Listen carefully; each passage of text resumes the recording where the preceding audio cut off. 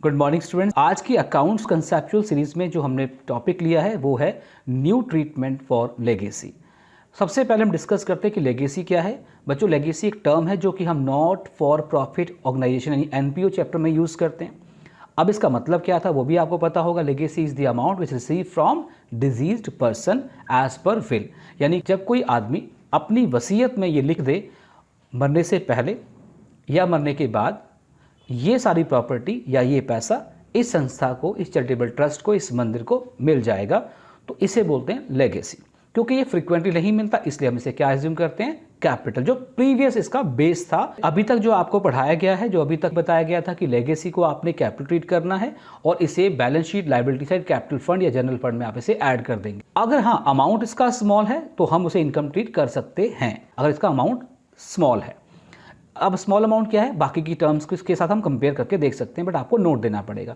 But normally हम इसे capital treat किया करते थे अब तक। बट आज जो आपको बताया जा रहा है वो क्या है, न्यू ट्रीटमेंट फॉर लेगेसी। यानी अब अगर आप एनसीईआरटी की जो लेटेस्ट बुक है, लेटेस्ट वर्जन अगर आप वो देखें तो उसमें जो ट्रीटमेंट है वो डिफरेंट है। हमें सीबीएसई और एनसीईआरटी दोनों को फॉलो करना है अगर आपको अच्छे मार्क्स चाहिए, अगर आप नहीं चाहते कोई भी आपका मार्क्स कटे। जो एग्जाम आप दे के आएंगे उसे जो एग्ज़ाम चेक करेगा उनके पास उस सॉल्यूशन की आंसर कीज़ होती हैं, वो आपका पेपर उससे उस सॉल्यूशन कीज़ के अकॉर्डिंग चेक करेंगे और वहाँ पे जो आंसर कीज़ और जो सॉल्यूशन की बनती हैं वो एनसीईआरटी बुक के अकॉर्डिंग बनती हैं।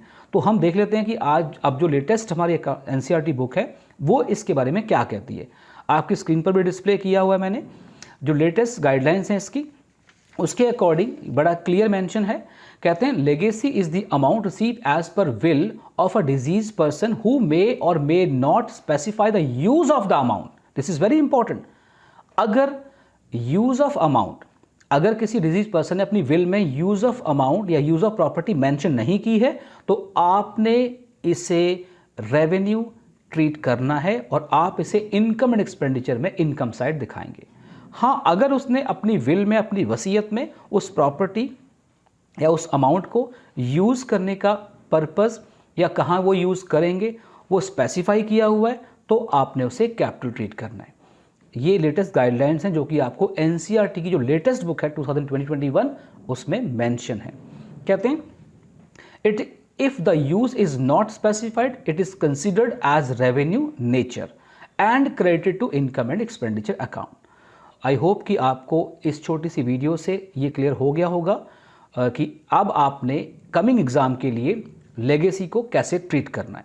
तो एक शॉर्टकट में बता दूं मैं आपको एक लाइन में कि अगर लेगेसी का यूज़ या पर्पस मेंशन है क्वेश्चन में, legacy for building, legacy for match tournament, legacy for so and so, तो आपने उसे कैपिटल ट्रीट करना है। अगर लेगेसी का खाली लेगेसी गिवन है और अमाउंट गिवन है, उसके साथ उसका पर्पस या उसका यूज़ गिवन नहीं है, तो आपने उसे रेवेन्यू ट्रीट करके इनकम एंड एक्सपेंडिचर अकाउंट में दिखाना है।